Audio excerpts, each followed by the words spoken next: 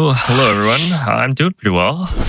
Excited to show off my favorite game with honestly, this is my favorite category to like show people because I think it just has a nice mix of everything this game has to offer. So yeah, I'll be doing all dungeons, which is all divine beasts for this game. But with me, I've got the real Noman as my co-commentator to help explain all of the cool things we do. Hello, everybody. I am the real Noman. I run this game too. But yeah, I guess I'll just get into the run. Timing starts when we gain control of Link. So I will hopefully remember to count that off. I feel like I've done runs before where I just forget entirely. But it'll be like on a fade in.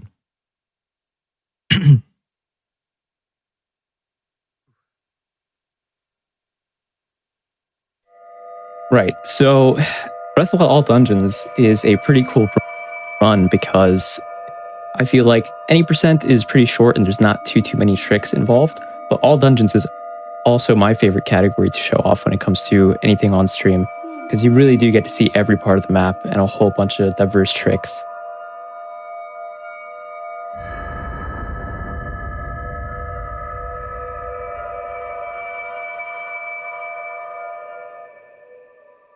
Player 5, as we're entering into this cutscene, tell me how you kind of like got into running Breath of the Wild. Did you like start right when it came out, or? So 3, 2, 1, go. Time. Yeah, so I actually didn't get into speedrunning this game until well, I guess I started somewhere around 4 years ago. Actually, at this point it might be like exactly 4 years. Because I think it was like mid-June 2020. But yeah, I didn't speedrun for the first 3 years the game was out. It was more of a lockdown activity that I picked up, and now it's become my my main hobby. Yeah, me and a whole lot of other runners also started around that time. That's actually how a lot of us met and became friends, is through speedrunning during COVID. All right. Yeah, we just picked up the Sheikah Slate, and that was the first major glitch of the run. It's a scope clip where you use the scope to turn Link around, and if you're positioned at just the right spot next to a wall with just the right camera angle, he'll turn around, and that instant turnaround will put him through the wall.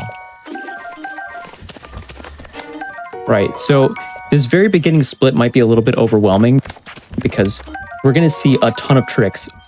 That was incredibly close right there. We really needed that spear, and the Boko almost stole it from him.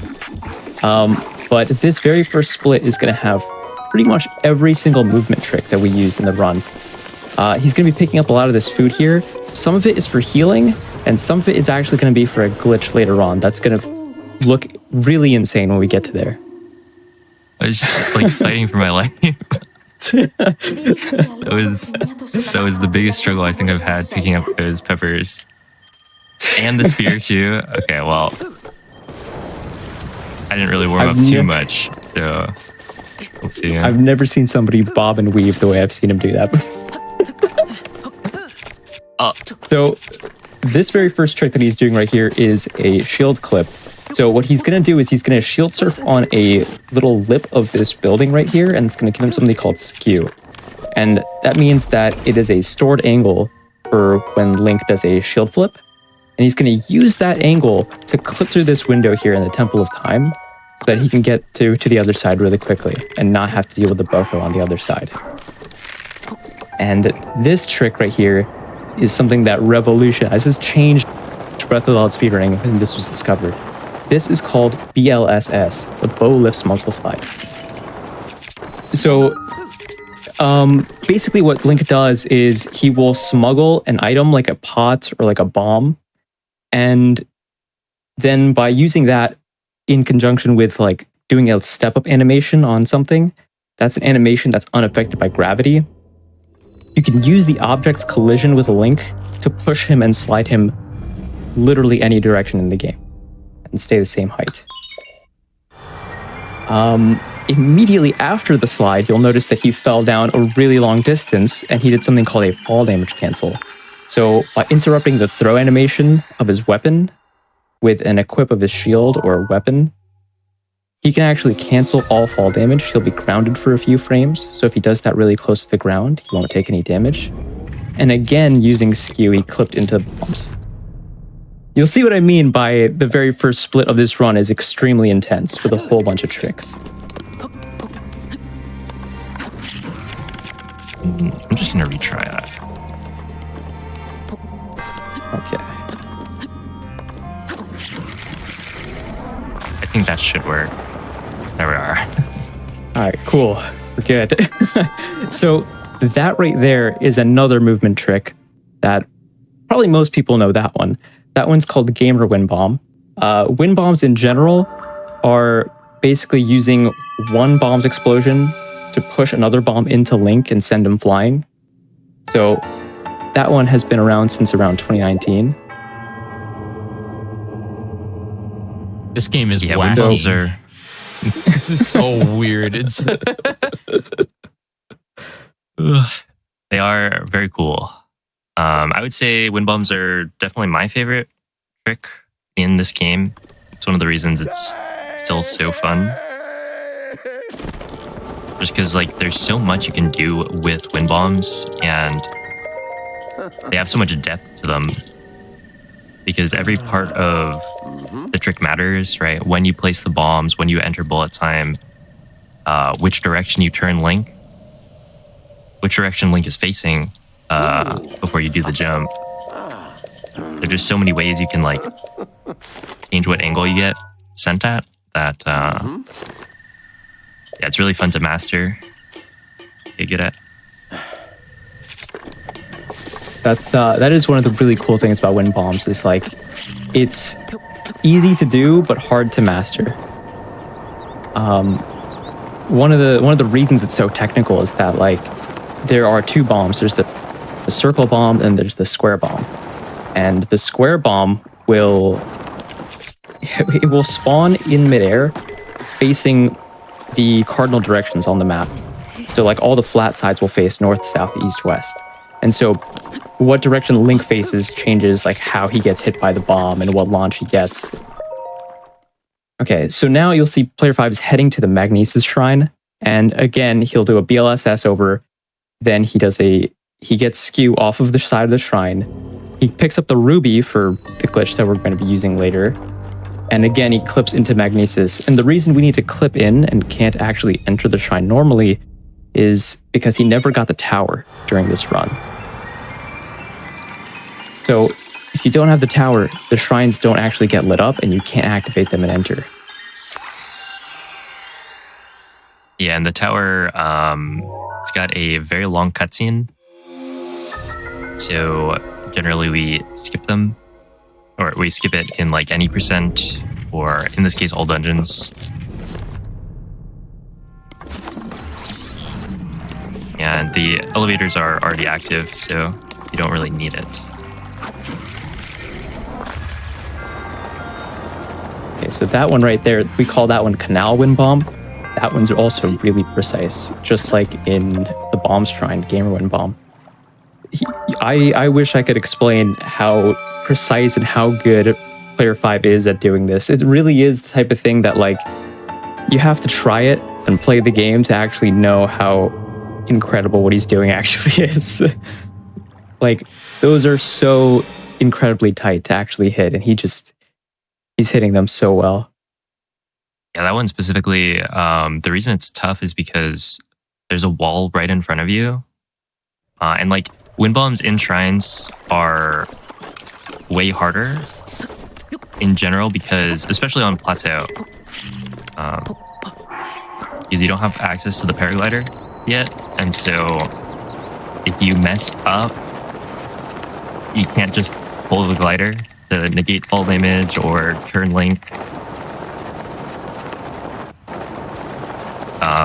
So they're very precise.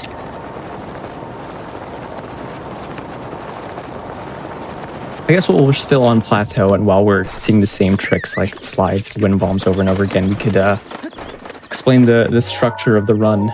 So basically, in a normal any percent run, you can go straight to the end of the game and complete it. But because this is all dungeons, what we'll have to do is we'll have to complete the tutorial area of the game, the Great Plateau, to get access to the paraglider. And then once we get that, the map really opens up, and then we can start doing the dungeons. And there are 4 dungeons that Player 5 is going to have to go through. There is Medoh, there is Naboris, there is Ruta, and Rudania.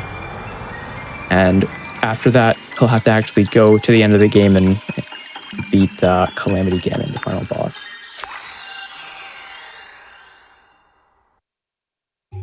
Which, yeah, the beating the game is part of like all the main categories in Breath of the Wild. And I think like one of the rationales for it in all dungeons is that castle itself is a dungeon.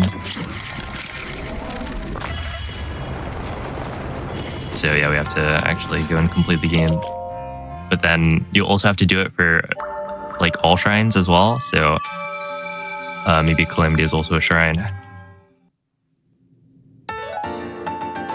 Again, I just want to point out, my god, that wind bomb, that was so well done, dude. It's so precise hitting that kind of stuff. But then he even got the ragdoll cancel off of the little stairs that the monk is like, that lead to the monk. That is so incredibly tight and precise to do. I wish I could get that in my actual runs. The ragdoll cancel is quite random.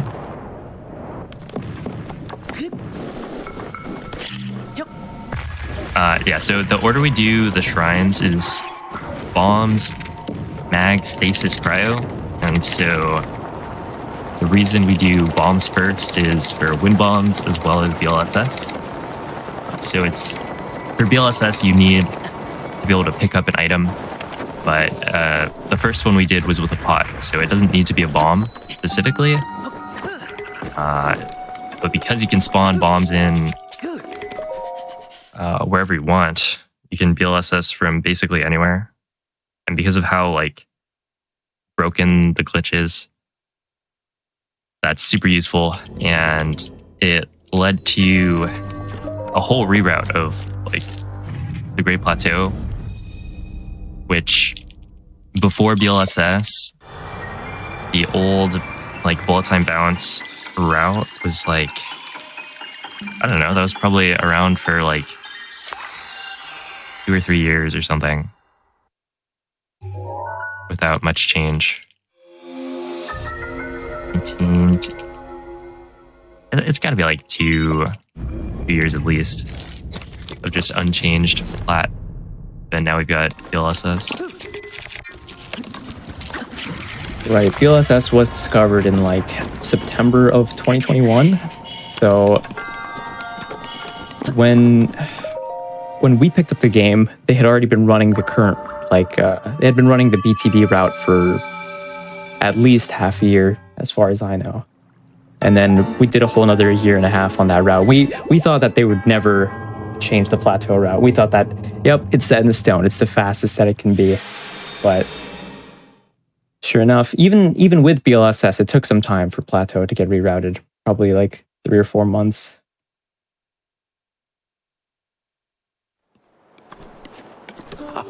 All right, so Not just yeah, now we're done with the shrines. We can go get the glider. I think Plateau might be my least favorite part of replaying this game, but you make it look so fun. It's yeah, it's a lot more fun when you can just do it in like 13 minutes.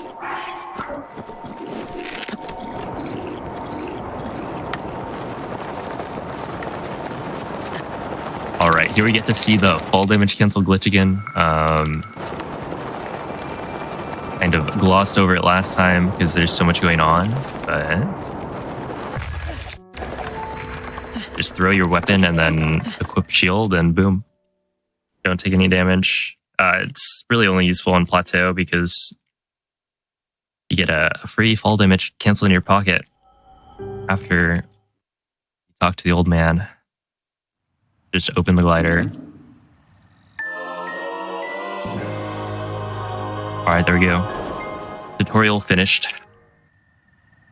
Alright, what's worse? Glitchless Great Plateau or the entire intro to Tears of the Kingdom? The entire intro to Tears of the Kingdom. Oh, man. It's literally my favorite game of all time, and I refuse to replay it because of the intro. Yep.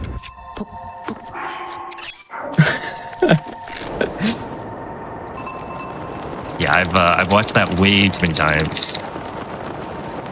Like recently,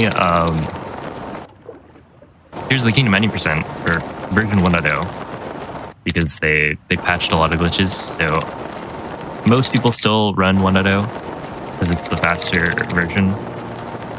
But yeah, it just got to sub 40.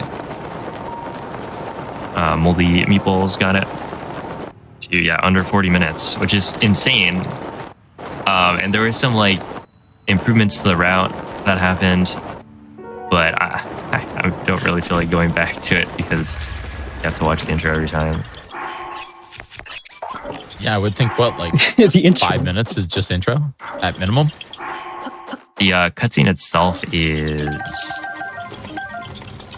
I believe, 4 minutes, completely unskippable, no inputs required at all.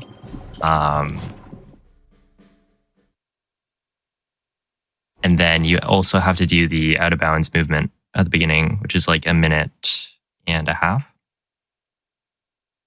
Overall, it becomes like somewhere around 6 minutes to like get into the Room of Awakening.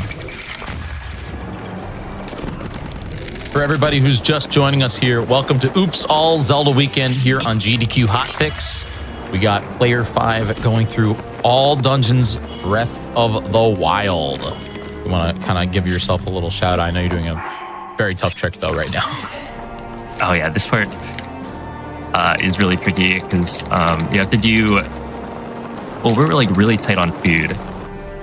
I basically grabbed the minimum amount required for the glitch later, and then I have like enough to heal 1 heart.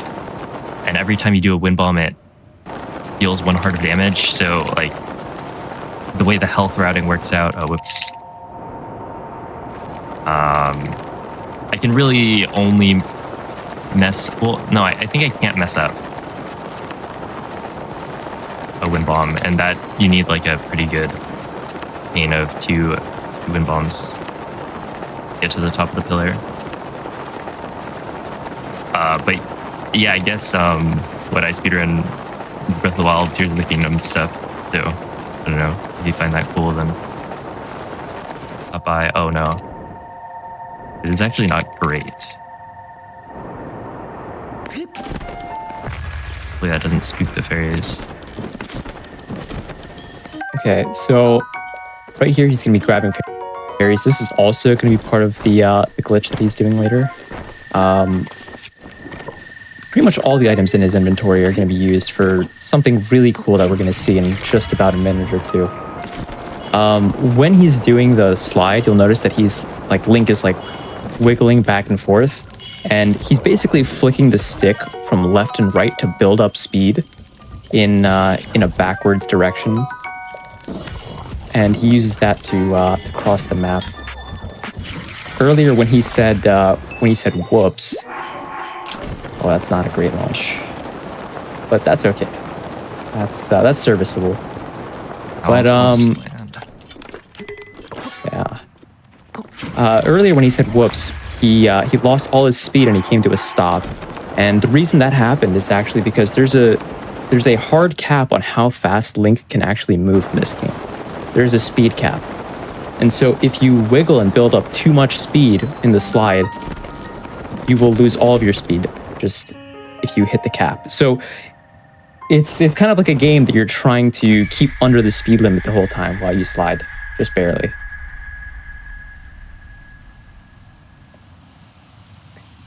So right now we've entered the first area of the game. This is Medoh Village. And soon we're going to be entering the first dungeon, which is Medoh. Before all that, he has to initiate the quest to even gain entry into there. So he's going to have to talk to these bird people for a little bit. Oh, you also might notice that Zelda's speaking Italian. And that is because it is faster in Italian for all dungeons. Any percent is run in French. Basically, like, certain cutscenes and dialogue are different lengths depending on what language you're in. And so if you take all of the cutscenes associated with a category, time them, put them all together, you can figure out what language you should be running in. And it's not necessarily based on, like, you know, how long the dialogue actually even is, because for any percent, it's mostly just getting the Sheikah Slate, and you just, like, gain control of Link sooner in French. Even though, you know, it's Zelda stops talking at roughly the same time. It's just when the game actually gives you control again. Okay, so this is the glitch we were like talking about earlier. All the preparation. I will focus up. Okay, so this glitch is called IST, and that stands for Inventory Slot Transfer. So what he's going to be doing is he's going to be doing a bunch of really jank inputs, and he's going to be corrupting slots of his inventory. So by, like, smuggling his weapon and then holding the items, and then smuggling the items, and selling the items that he's holding to the shopkeeper, he's breaking slots of his inventory. And what this is going to allow us to do is, if he breaks all the slots, which he's done correctly, he's going to rearrange his inventory and drop a bunch of items, and then he's going to basically remap the durability of certain weapons and shields and things like that onto slots of his inventory. The durability of items are stored in hundreds. So, for example, the shield, the pot lid, has 10 durability, which is stored as a value of 1,000. So now we're going to see that he's going to fire an arrow, save and reload, and he should have a couple hundred fairies, thousands of ancient arrows, and then I think maybe a couple hundred normal arrows as well. No, normal arrows don't get changed. Oh, okay. So in this setup, there are no normal arrows being changed. And so the arrow count, the reason he shot the arrow earlier is to put his arrow count on the rubies. So after selling those however many rubies, he now has all the money that he needs to get through the run as well.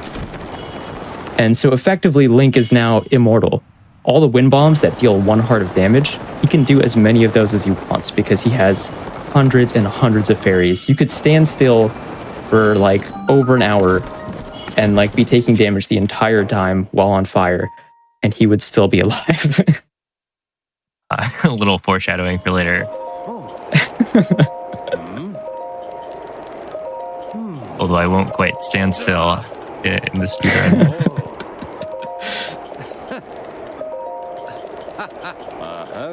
All right, so this is the kind of like quest before you get to go to Medoh. And I'd just like to note that they gave you 3 minutes to shoot, what is it, like 5 targets? We did in like 3 seconds or something, according to the timer.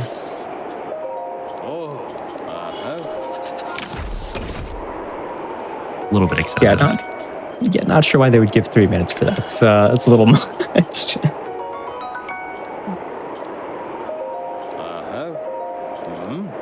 So now that he's done with all of the dialogue, he's now going to be doing he's now going to soon be entering the dungeon. Medoh has every divine beast actually has a little bit of a entry segment where you have to do some kind of challenge where you hit a couple targets to enter each one.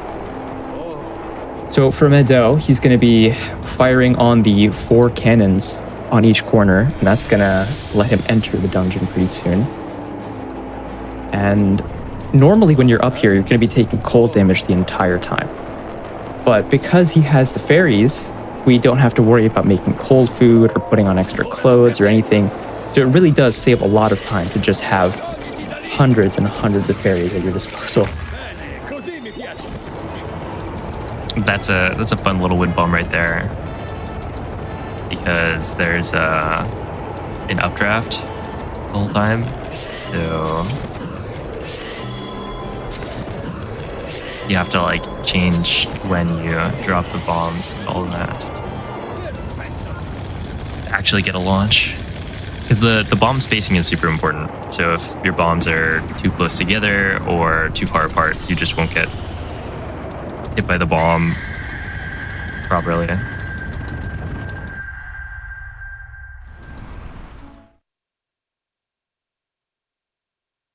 Also, we use ancient arrows there because we have so many, and it one-shots the cannons. Normally, Teba gives you bomb arrows to use, but those two-shot the cannons, so we just swap to the superior version.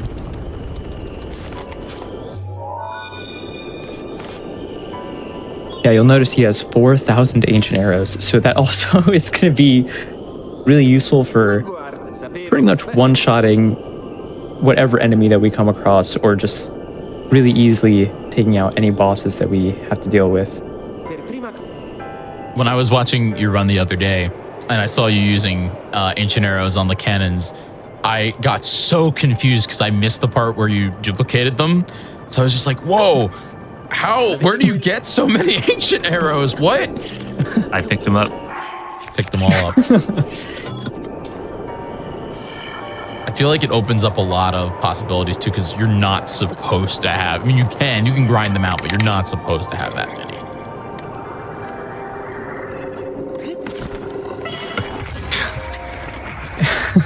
Okay, so in Medoh, normally, casually, you get to you enter and you go straight forward and you get the map, and that lets you tilt Medoh back and forth. But we're actually going to skip getting the map entirely. We're not going to be tilting Medoh whatsoever. Instead, we're going to be sliding around and clipping through walls like he just did right there. That right there is called an ESC, or an extended shield clip. So sometimes it's a little bit too difficult to clip through the wall normally. And so by re-equipping the shield and doing another shield surf, you can go a slight further distance and clip yourself through walls that you couldn't have before. And he's just speeding through this. All of these divine beasts have this kind of gimmick where you have to activate the 5 terminals, and each one is kind of guarded by like a puzzle. But we're not going to be doing any of those puzzles. We're just... That was close. But we're going to be basically just sliding back and forth and then speeding through literally everything. Dude, this part's really fun. This is a fairly new trick. So the divine beasts haven't really changed much in the last few years.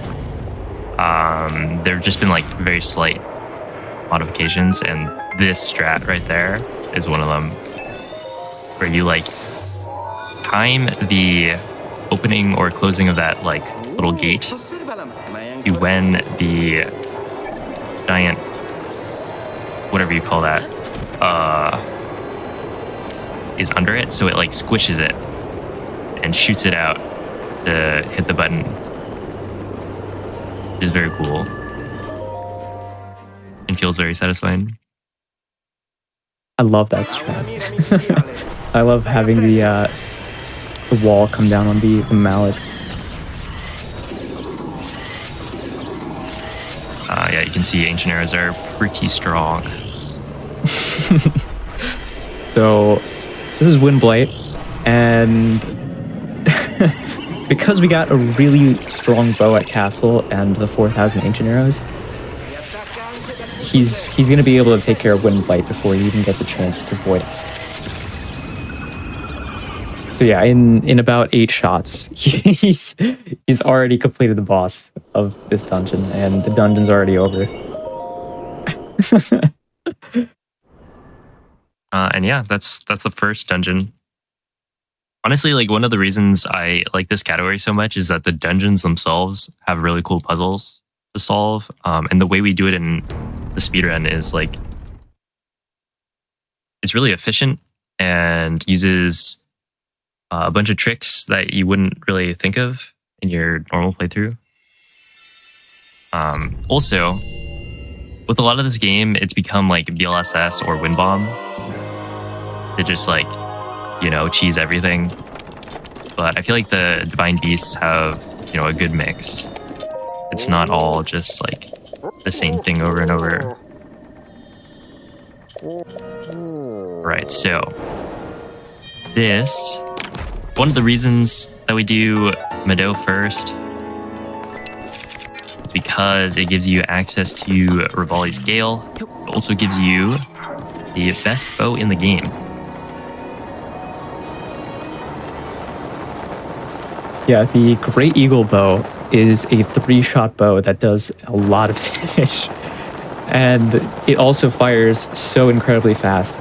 If bows already enough are just, they're very OP in this game. But the Great Eagle bow is on another level. It really lets you just burn through every enemy. And it also shoots really far. It's like literally the best of every attribute that you'd need in a bow. Except, well, it's not like the best technically for like firing fast. That would be the Royal Guard's bow. And damage, if you had like a 5-shot Lionel bow, that deals more. But in terms of doing everything well, the Great Eagle bow just has it.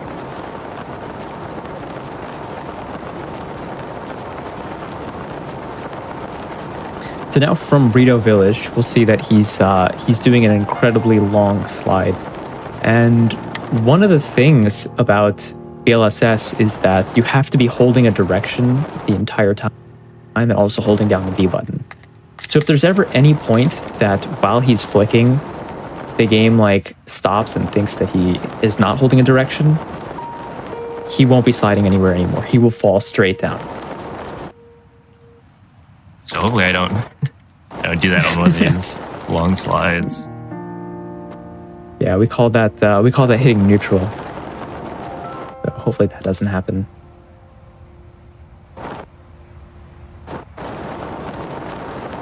But yeah, the reason I have to do this slide that's like, you know, across the whole map to get here is because like normally I'd be able to just like warp over to Cryonis. And it would cut the slide in like half. But because I didn't get the tower on the Great Plateau, I have to slide all the way.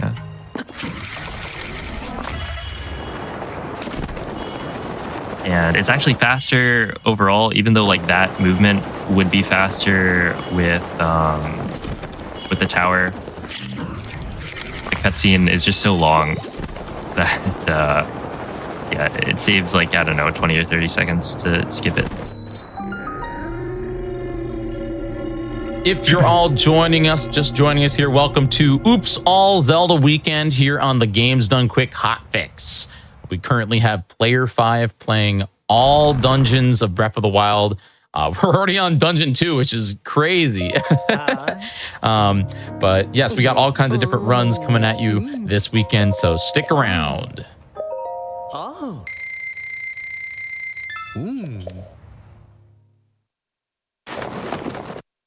So one of the reasons he needed all the rupees at one point is actually because of this. He needed to get the Gerudo clothes to enter the next town. And the next reason that he needs rupees is about to come up within probably 30 seconds. And So the total amount of rupees that you need for this run is about 1,020. 600 for the Gerudo clothes and 420 for the shock arrows that he's about to buy in this town. Yeah, there is technically a way to skip the clothes by essentially, like, if you enter Gerudo Town without the Vi outfit, you just get immediately kicked out. But if you unload that trigger, then you're able to be in the town without the Gerudo clothes for a little bit. And if in that time you're able to go and talk to Riju, then you'll be able to progress the quest without the clothes, and then you get kicked out after because it'll have loaded in by the time you finish talking to Riju. And so there is a way to do that. It's just not nearly as fast as you might expect, because the way to consistently get the thing to be unloaded for long enough is to place a campfire down, look up while you're sitting at the campfire, and then drop down. You're like positioned on top of Gerudo Town, and so you need wood, and then sitting at the campfire, and then once you get kicked out, that's also a time loss. So it comes out to be like roughly even, maybe slightly faster to skip the clothes, but yeah, it is technically possible. Which reminds me, I need to still like look into that again. Right, we're gonna have to time that at some point. So when he entered Gerudo Town, he not only bought shock arrows, but he also bought ice arrows. And this is gonna be a blast from the past. He is gonna do a BTB, a bullet time bounce. So he's gonna freeze this bokoblin, and by shield surfing on the frozen enemy in bullet time, he's going to be able to send himself flying at 20 times the speed. And that was a really good BT. Does it ever get old? Like, does it ever get old? No, this trick is amazing. Honestly, probably the reason I got into Breath of the Wild speedrunning is just I watched a run, and I was like, that is so cool.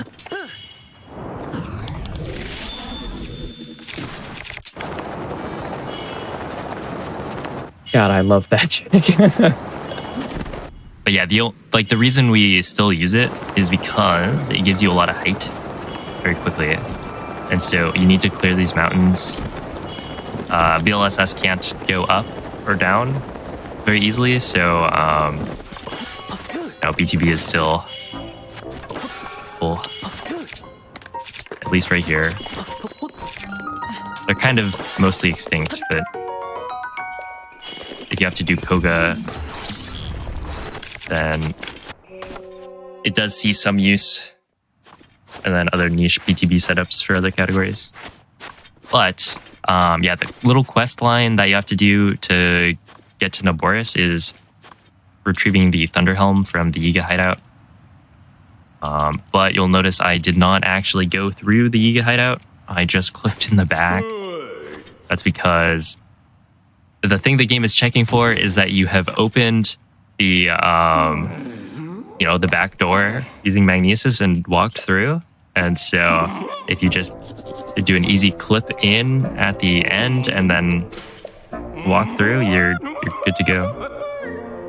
Koga will spawn in. Surprisingly enough, Koga is like simultaneously the easiest, but also one of the hardest bosses in the game. You'll see that he's gonna spam ancient arrows, and Koga takes like barely any damage from these. He tanks them. He takes them like a champ. So a lot of these phases are actually super hard to one cycle right here.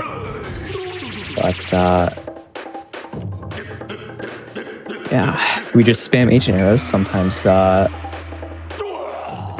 if you spam enough, you can move on to the next phase.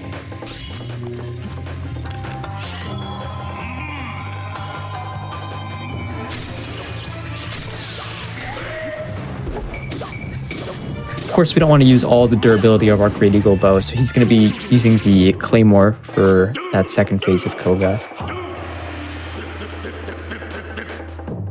And now the third phase of Koga.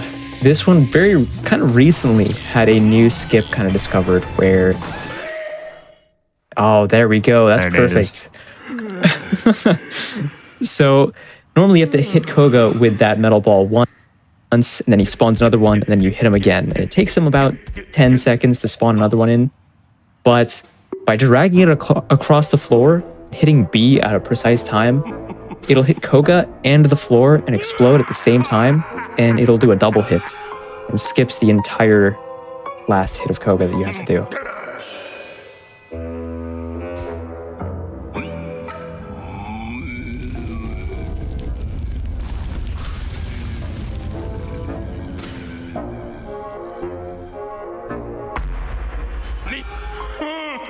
Some of these cutscenes in all dungeons are pretty long, like this one of Koga getting crushed by the ball. But the worst of them is yet to come.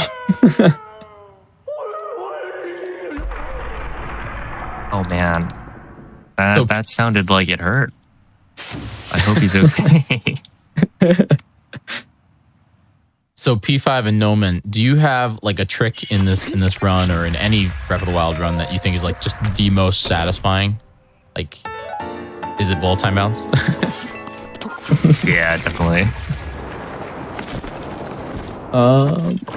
Honestly, I'm gonna have to say the shield jump cancel with Wind Bomb. The one we don't do because it's too hard. The one that we routed out, yeah. So there used to be a trick in all dungeons where if you jump and pause, or while you're shield surfing, you jump and you pause and you hold an item, you can actually go into bullet time out of anywhere, in literally in any location. And we used to do that for the Naboris entry, so that we could do 2 wind bombs over and skip riding the sand seal all the way. But yeah, we don't do that anymore. It was way too hard of a trick.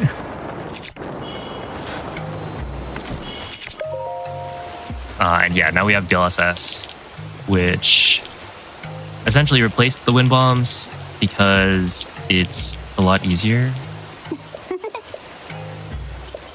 Part of the reason it's hard to do that wind bomb chain is like you have 1 wheel of stamina for this whole run, and so with 1 wheel of stamina you can do like probably 3 wind bombs max.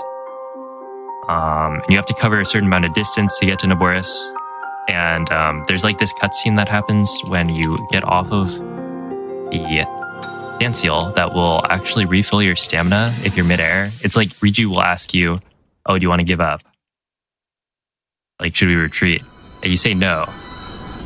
And that will refill your stamina so you can do another wind bomb. But you'll also need to then shoot the targets on Naboris' feet. So you really need to do it in 2 wind bombs. So it was just like really tight.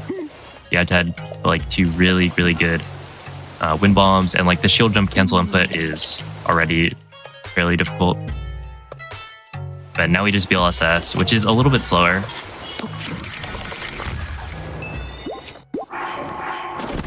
But not too bad. Okay, so something that you may have seen me doing before is menuing,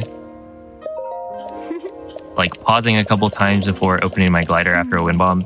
I'm doing what is called a super launch, where if you get launched and then you create lag,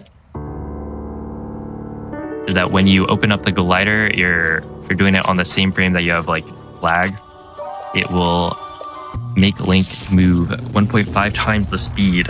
So you just look at a town or some laggy area,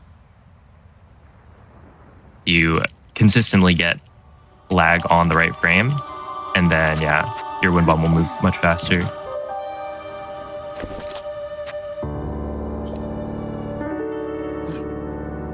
Right, super launches are technically a frame perfect trick. You have to basically pause, unpause, repause and as you exit the pause menu, you have to frame perfect pull the glider out to get that speed up. And he actually, you could tell that he got it there because Link made it all the way to the lookout in one wind bomb, which is not normally possible.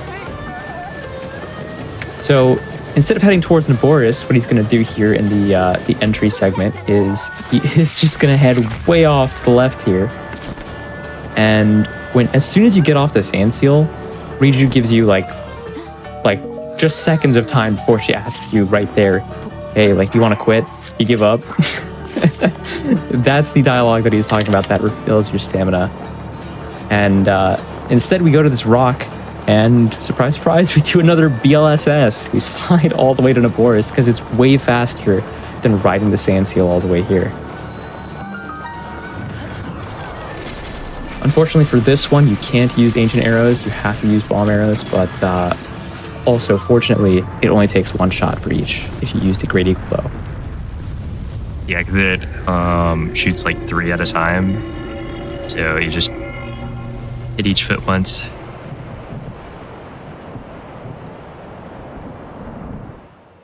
Another good thing about all dungeons is that you get to hear nice tunes. Normally, like Breath of the Wild's music is pretty ambient. Not really there.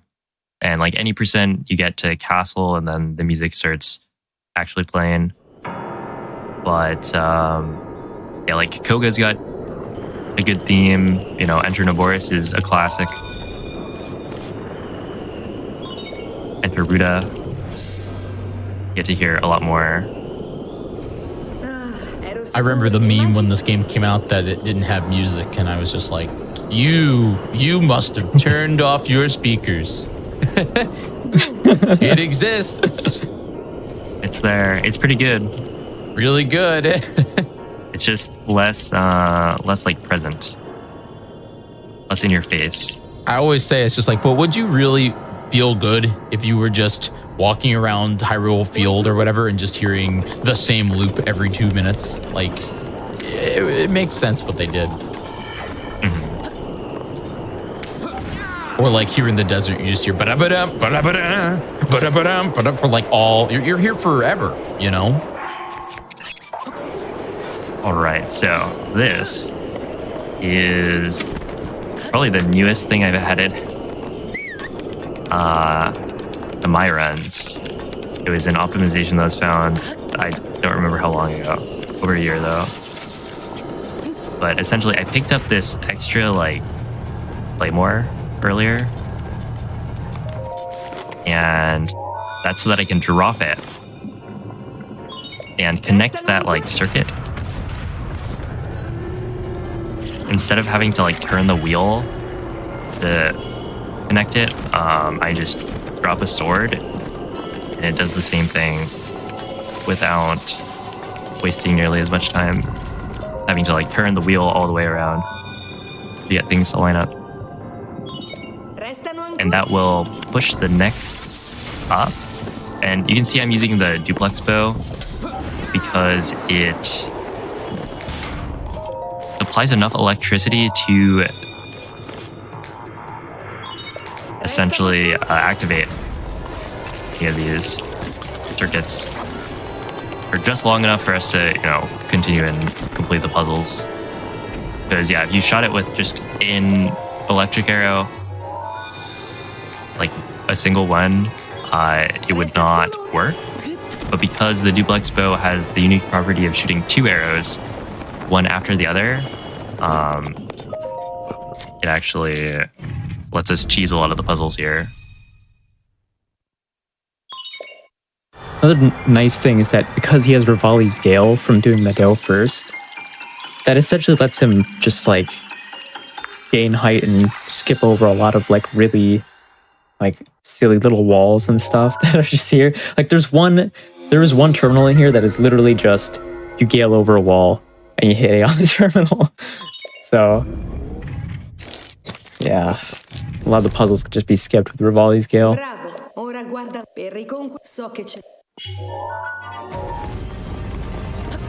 So unfortunately there is this one terminal in here that you do actually need to get the map for, so you can't, there's no way to realistically enter that room and activate that terminal without spinning the sections of Naboris here, so you do have to put down the Sheikah Slate and get the map. Yeah, it's like the terminal itself is upside down or something. No way, first try. Oh, that was clean. But yeah, That was beautiful. the terminal is like not right side up, so you actually can't activate it unless it's, you know, right side up.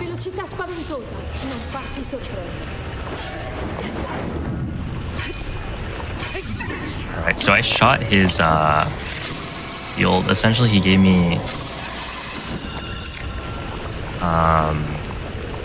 that RNG right there. He will either start off with a rush in attack, which is what I'm looking for because I need to break his shield, or he will fly up and throw lightning balls at you. So I shot an arrow there to hit his shield so that he would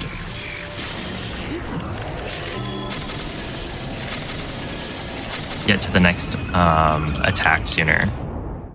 Oh my, I'm sorry, I'm just popping off here. You just annihilated Thunderblight. That was crazy. Yep. Thunderblight is my favorite of the Blights, and I think he's the toughest, so that was, no. Yeah. Oh, he could be plenty tough. If in that second phase, if you don't do basically what player 5 just did, he could be pretty tough to recover from. Yeah. So Yeah, I think he's the hardest of the four.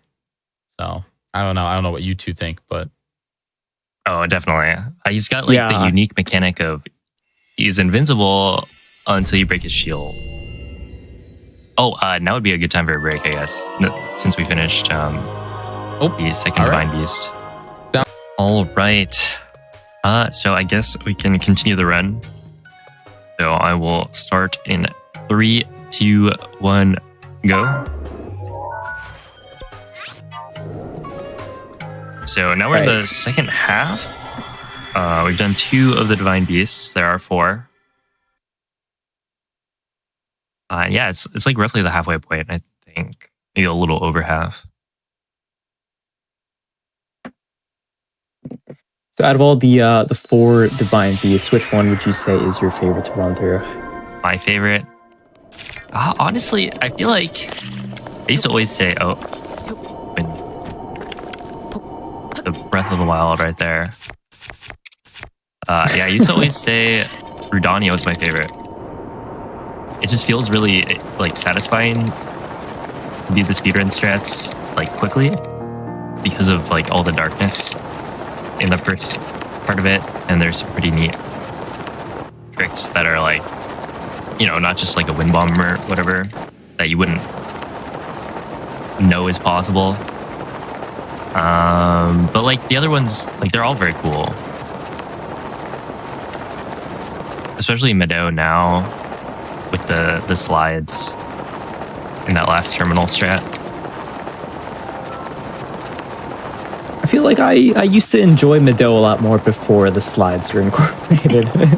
I'm not too big a fan of those. It's funny how that works. I would also say Rudania is probably the favorite. It's just the most fun to do the speedrun strats for.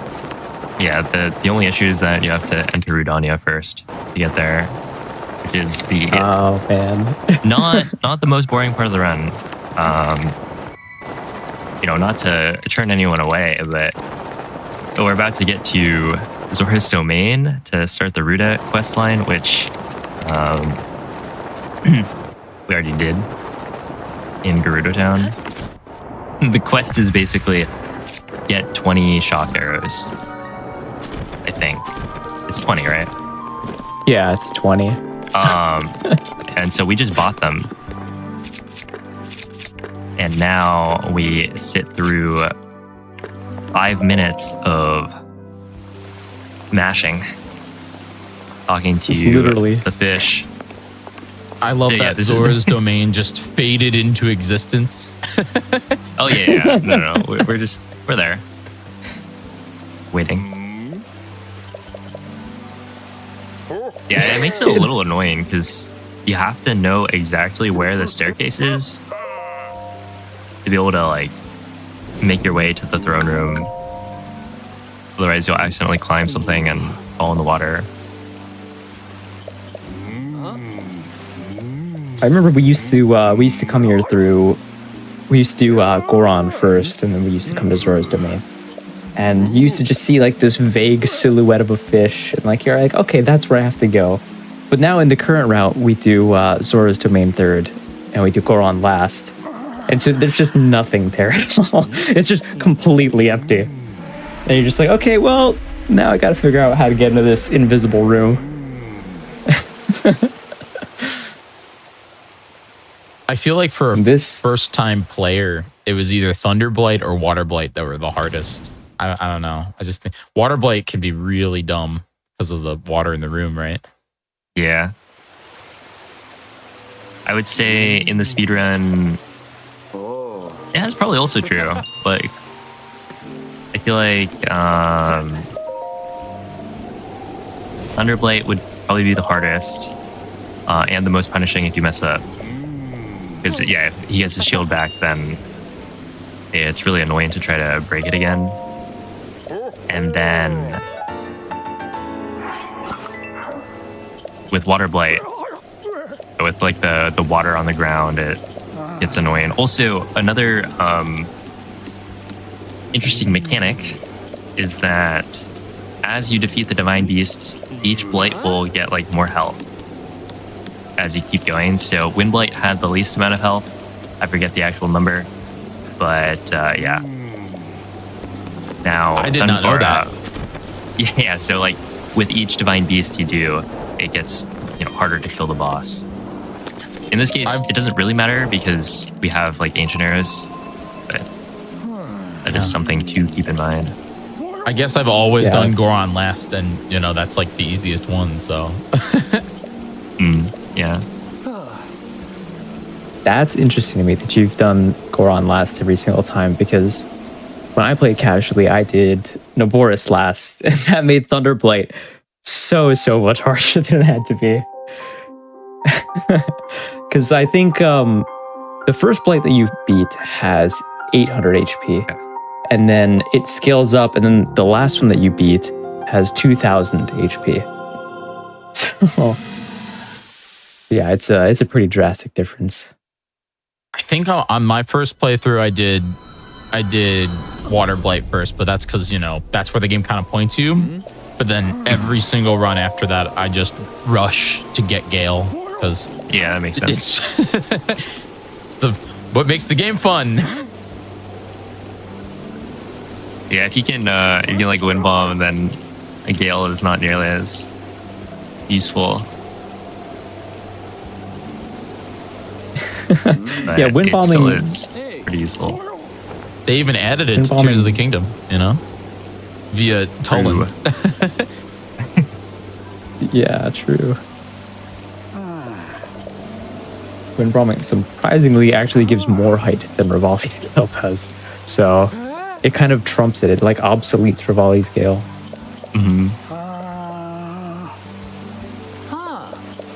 This section right here, we call this in the community, we call this fish drama. This is literally just 5 straight minutes of mashing A and B, and then somebody gets angry and runs down the stairs, and you got to continue the conversation down there. But finally, all that text mashing is over, and we can actually move on to the entry of the dungeon.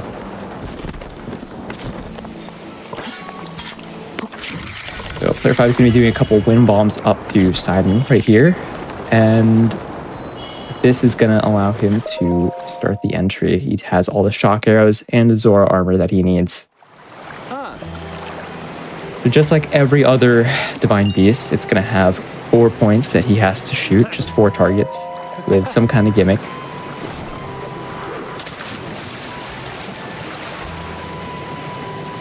This one's actually pretty tough. There's going to be a one cycle that he can do. Normally you have to ride up the waterfall, and some people casually did it in 4 cycles, some people did it in 3, some people did it in 2.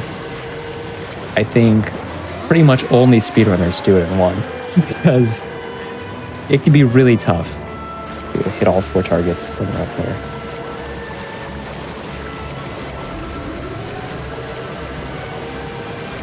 Yeah, in fact, like the way we do it is by pre-firing the first arrow. Okay. No. I shoot the first one, it's out of range, so I want to knock it down early. Did that hit? Okay, we're good. Yeah, I fired that first arrow so that when I go up the waterfall, there are only 3 to shoot. Because, you know, we only have 1 wheel of stamina. Okay, perfect. And so doing 4 shots, you just don't have enough stamina for it, really. So you'll end up falling at the end. And so you're like trying to aim at the target while also falling, so it's pretty spooky. So if you pre-fire, then it becomes much easier. But yeah, that was the Ruta 1 cycle. Again, I just want to point out how like a lot of these tricks are super, super precise. Like that first shot can be really hard to hit. A lot of time I will just aim and I will just like shoot and just hope. I will close my eyes and be like, please hit, please hit. So the fact that player 5 is just nailing all of these tricks, seriously, he's on another level, man.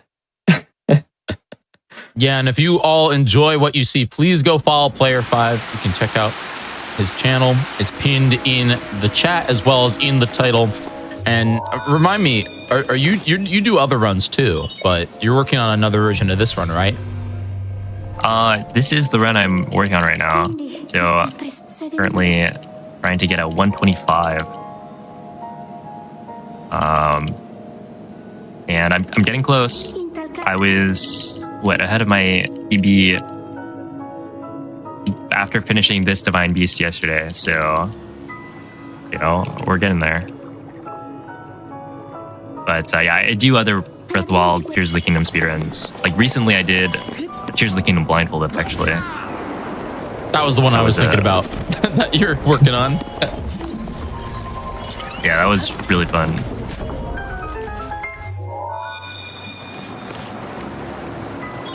All right. Blindfolded was a fun time. So again, he's going to. It's the same gimmick in this dungeon. He's got to activate the 5 terminals, each one blocked by some kind of puzzle that he's going to be doing skips for. Okay, so right there I used gyro to quickly move the cog. He's a little bit of time. That cog with a gyro, that thing fights you. It really does. It fights against you at wherever you move your controller.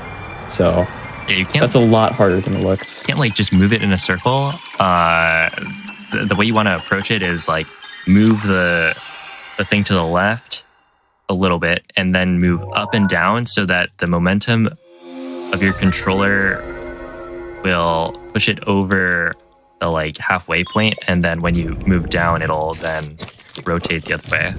And so if you just keep that motion up for a couple of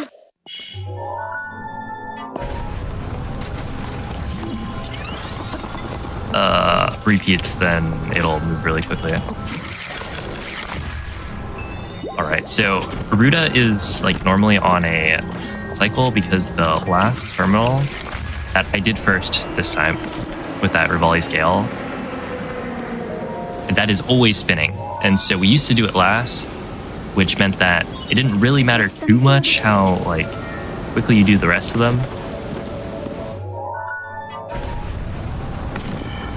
Yeah, because like no matter how quickly you do the rest, you'd still have to wait at the end for the last terminal to be in place. Mm-hmm. And like terminals need to be, you know, right side up to be activated. So that's actually a pretty recent like reroute of Ruta right there, where you gale up and you do that last terminal first. That combined with this very last wind bomb that he's going to do. It's square first wind bomb. Depending on which bomb you use, it changes what kind of launch you get. So by doing a square first, he should get a pretty weak launch. This right here is basically the main time save. And he nails it. That right there saves like 4 or 5 seconds. Attento a quella lancia. Può arrivare molto lontano.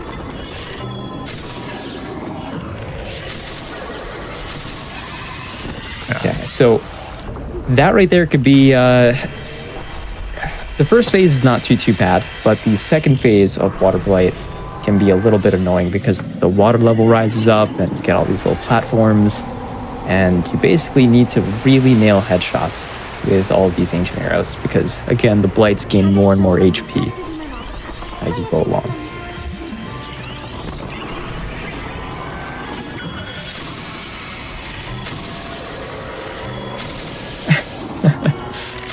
Okay, I went for the fast try. So close. It's really hard.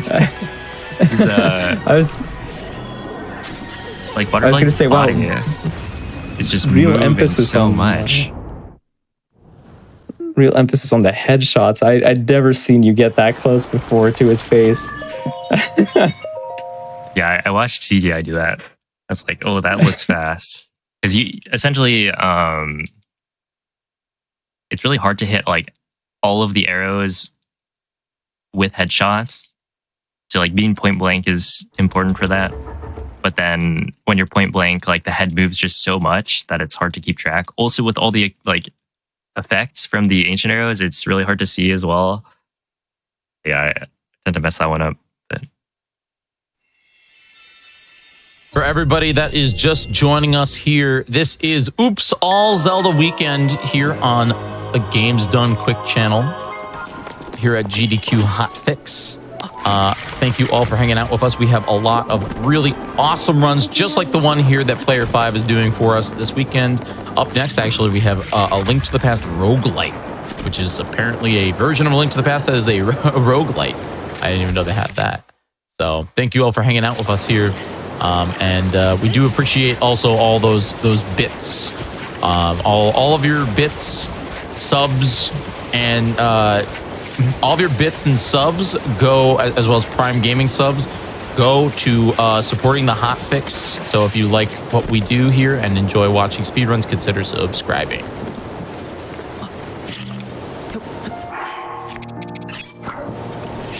yeah, the Hotfix shows are always really fun. And they happen all the time. Baroche Fangirl, I'll get on it. That's gonna be my next show, is the GDQ Cold Fix.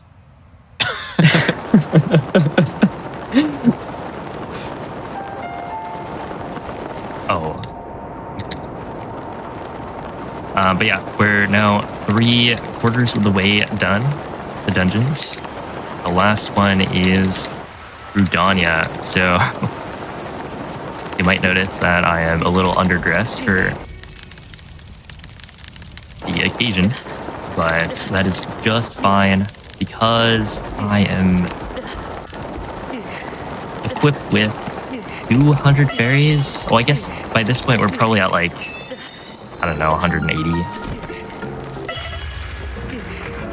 But I will be unlikely to run out because, yeah, I could stand still in Elden for probably like, I actually don't really have an estimate, but I would guess a couple of hours just standing in Elden to use up those fairies. That sounds like a podcast idea. Just burning in Elden. Just do interviews of different Zelda runners and the show goes until you run out of fairies. Mm-hmm.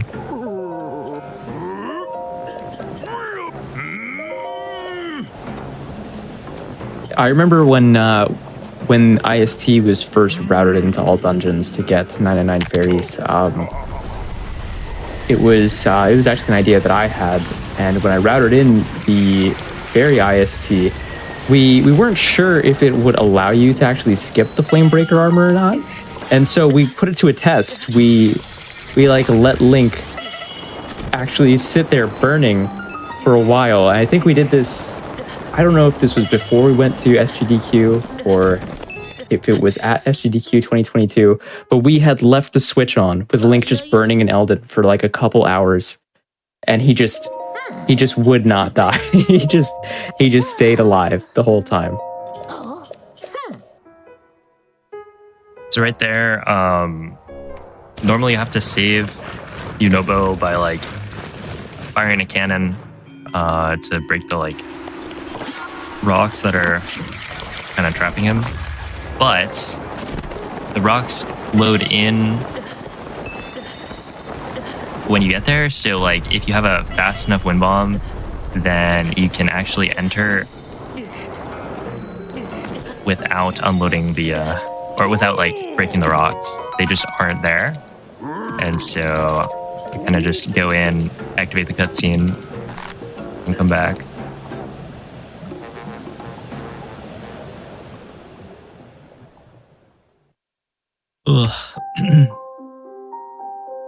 Yeah, Elden is an interesting area for speedrunning because there's a lot of lag.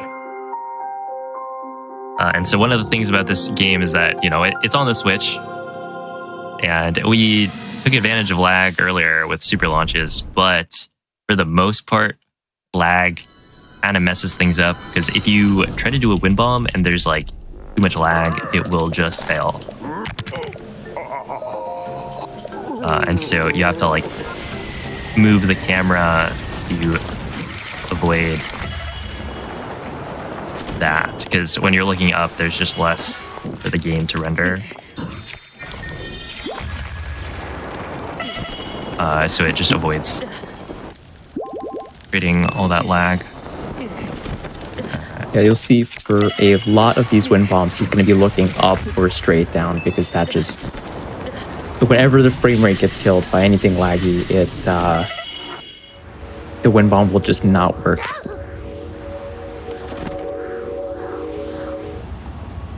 It's funny that you mentioned that this game is on the Switch, because it's also on the Wii U. And let me tell you, this section is near impossible to run on Wii U. Even when you look up or down, it is just way too laggy. I was actually curious to know how dramatic of a difference the Wii U version is from this game when it comes to like running. I used to primarily run this game on Wii U back in 2020. I didn't have a Switch back then, so I was one of the few people in the community that played this game on Wii U, and there were so many points, like in any percent in the castle area or in Elden or in Zora's domain, where wind bombs just do not work. They had to find like alternate routes specifically for me to be able to speedrun this game. Yeah, it's kind of a nice coincidence that we've got Nomen here. As like, I used to know Nomen as, oh, he's the Wii U runner. Before I like actually I got to know him. But yeah, it's like, I mean, like the speedrun used to be done on the Wii U because it had faster loads, which is kind of funny. There is like an update that they improved the load times of this game and just switch stuff in general, I think. It was like overclocking. But yeah, it made the loads so much faster that, yeah, it switched back to Switch being faster. I guess it switched to Switch being faster.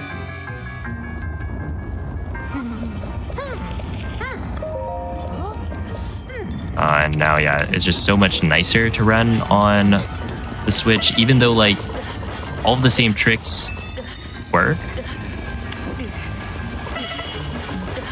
You just have to do so much to play around the fact that the Wii U loads slower and there's just like more lag in certain areas. Yeah, the Switch is definitely preferred. So this section that Player 5 is going through right here, we call this Yunobo Escort, because this is an escort mission where you have to get Yunobo between like all these guardians and stuff on this specific path to each cannon, and he has to hit Rudania 3 times with Yunobo in the cannon to actually enter the dungeon. And this is probably one of the parts of the run that is the least fun. This is, Yunobo goes at such a slow speed. You're not allowed to whistle sprint because whistling will stop Yunobo. It alerts him and tells him to stop. And if you go too far away from him, if you're moving too fast, he stops. So a lot of this is just walking and just waiting for Yunobo to catch up. And What also are you dying. talking about, Noman? I'm having a blast. I'm glad, man. I'm glad you enjoy this part. All power to you. Yeah, we get to watch a fairy heal Link every 5 seconds. Oh my. Okay, but this is one of the reasons IST is so nice. Because, like, before, you know, we didn't have ancient eras to just one-shot all of these, so you'd have to actually do the like stealth mission. Now you just kind of run through, and then yeah, you don't need to buy Flamebreaker armor or like cook the fireproof elixirs. It like exist in Ulden, and so that saved a lot of time as well. I actually almost entirely forgot that before IST, we used to actually like save Rivali's Gales, and we used to like gale up and push rocks onto those guardians, or we used to like magnesis boxes and hit them from up top and like all sorts of nonsense. And now we just shoot the guardians.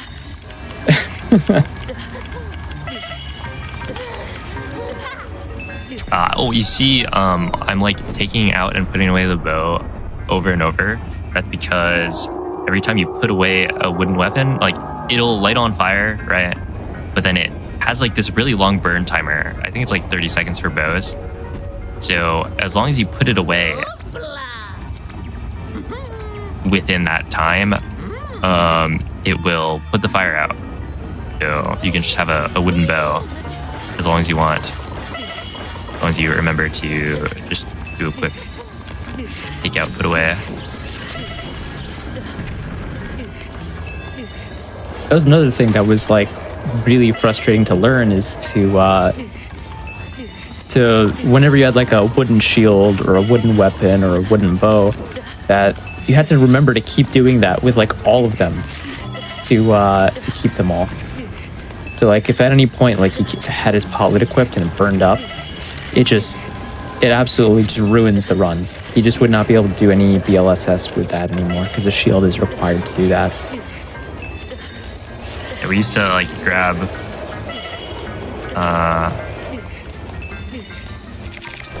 I think, well, maybe not, but like you can grab a metal shield or a metal bow or something to make this part less annoying.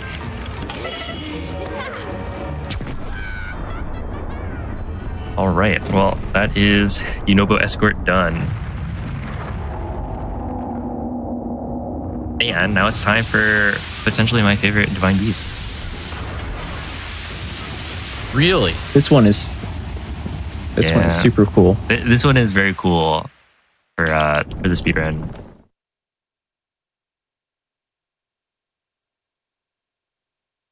It just feels like really satisfying to do all like the speedrun strats. Oh, you know what? I'm gonna do the like club strat. Oh, okay. Wait. So this was literally like thought of maybe like what, 2 days ago? Yeah, I think it was 2 days ago.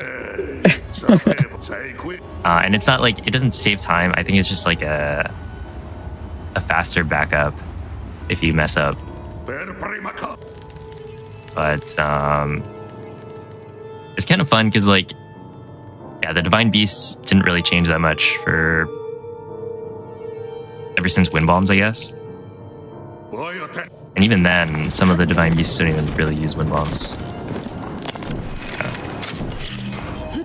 Shout out to Moist Glove for thinking of this one. So one of the gimmicks in this Divine Beast is that he has to light all these torches with this blue fire from the very beginning. And it's completely shrouded in darkness until he gets the map terminal. So he has to keep like connecting these torches with the blue fire. Do I not have the... Oh. Okay, so that right there, that club, we'll remember that. That'll come in handy in a little bit. Then he's basically got visual cues, so he knows where these torches are, and he's lighting the blue fires with just arrow shots. And there were a couple other things that he did, like he blew up a wooden barrier on one of the Magnesis stores, and then he also got rid of a bunch of leaves that were holding something in a different room.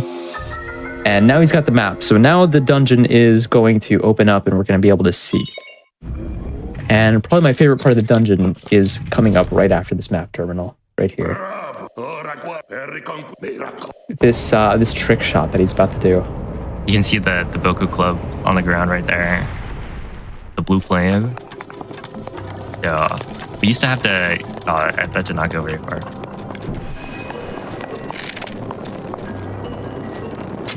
You shoot there. And the arrow bounces off the wall, lighting the torch. Instead of having to go all the way up there. Oops. And so, yeah, the reason the club is better, or like it's a faster backup, is that if you miss the shot, then it stays lit. And so you don't have to walk back to the blue flame to relight your arrow. That's another fun one that most people don't. What? Wait, what happened? Did I not have the... Did the ball not fall into the hole? Oh, I guess not. But I mean, that can happen sometimes, right? Wow. Yeah, that's really rare. That's unfortunate. Oh man. Yeah, normally that will just fall right in. I was confused. I was like, did it just not give me the cutscene for it? They heard the jingle, but that was for getting through the door, I guess. Yeah, so there earlier there was a door with like a little eye hole that you're supposed to shoot a blue fire arrow through, but if you turn the Divine Beast on its side, Link can literally just crawl and just walk right through the hole. Yeah. It looks so goofy, but it is such a funny skip. I wonder how many people did that on their first playthrough. Thought that was the intended method. Here he is. It's the big boy. What? Wow. Okay, that was a lot of shots for Firefly. But yeah. So now at the end of Divine Beast, of course, he has to fight the Blight, and Fireblight has the most HP out of all of them because this is the last one that we're doing. And on phase 2, Fireblight gets this shield, and the way to get Fireblight down out of this is to, while he's charging up his attack, you let him suck in the bomb, and then you blow it up. And then player 5 is going to go into bullet time and spam ancient arrows with the Jeb. That was a lot of shots. That was close. Yeah, got up. Not facing me, so I wasn't able to get like headshots as easily. And the headshots deal so much more damage. Yeah, it's like 2 times the damage for a headshot, which is why bows are so powerful. And like bullet time is just overpowered.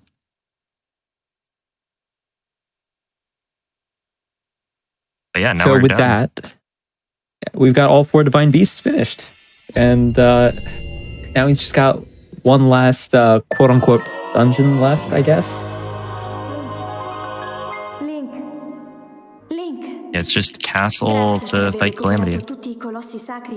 And because we've done all the divine beasts, it's like Calamity by itself with half health. So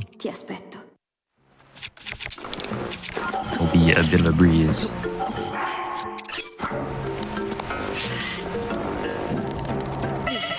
And for this slide, you do need a metal bow, because otherwise it's just going to burn up on the way.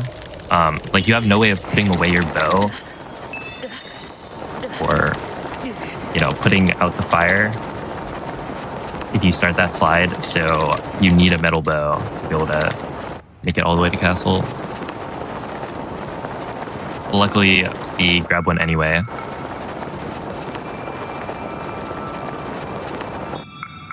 At the beginning.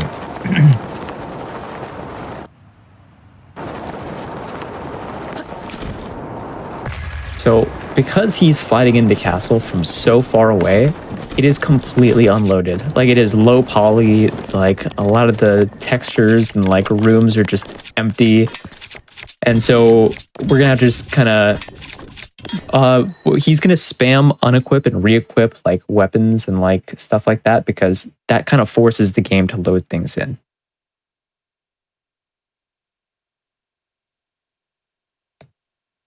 So he got into the middle of the room where the cutscene trigger was, and he just forced it to load in. And now he's going to be taking on the final boss of the game.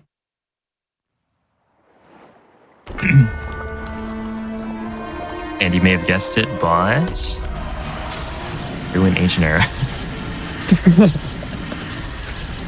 Okay, who's tougher, the Clam Man or Ganondorf from TOTK? So with the Great Eagle Bow and Ancient Arrows, he could just spam headshot Calamity in the face, and the Ancient Arrows, thankfully, they stun him.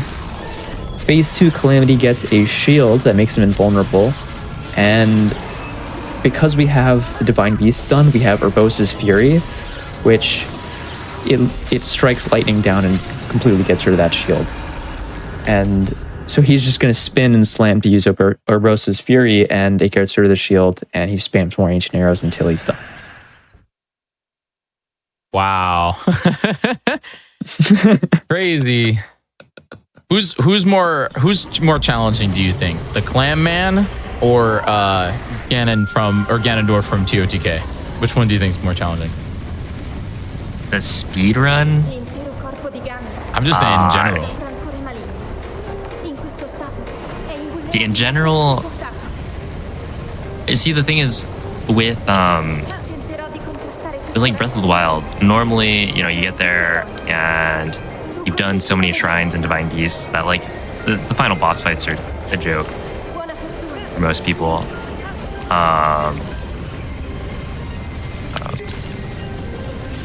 But with Tears of the Kingdom, you know, you have to like actually get a Flurry Rush or something.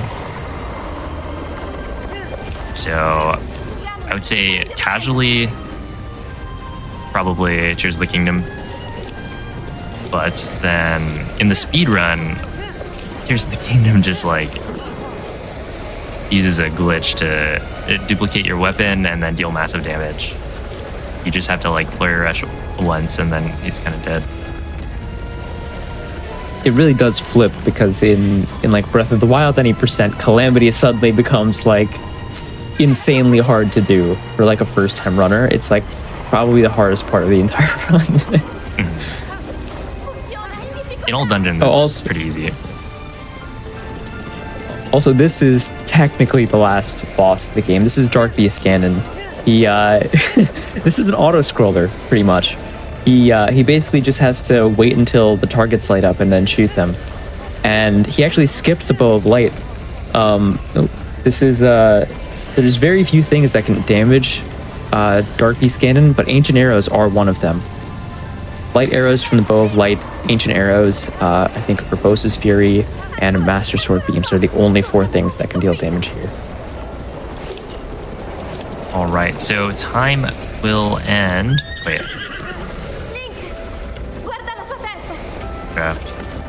Time will end when the explosion of the eye happens. Forza lì! Time. There we go. GG. GG. And yeah, that was the run. All Absolutely dungeons. incredible. Incredible. But yeah, I hope you guys all enjoyed. I think Breath of the Wild All Dungeons is a treat. Yeah, hope you all learned something new about Breath of the Wild speedrunning. If you're maybe interested in trying it out yourself, you thought that looked cool, make sure to join the Breath of the Wild speedrunning Discord, where there are so many resources and people willing to help. It's a really good community. Like, honestly, the speedrunning community in general is very welcoming, and I've had great experiences with Breath of the Wild. I mean, I'm still doing it after like 4 years, so there's that. But yeah, thank you to GDQ for having me on. It's always a joy to show off my favorite runs. Thank you, Noman, for helping me commentate.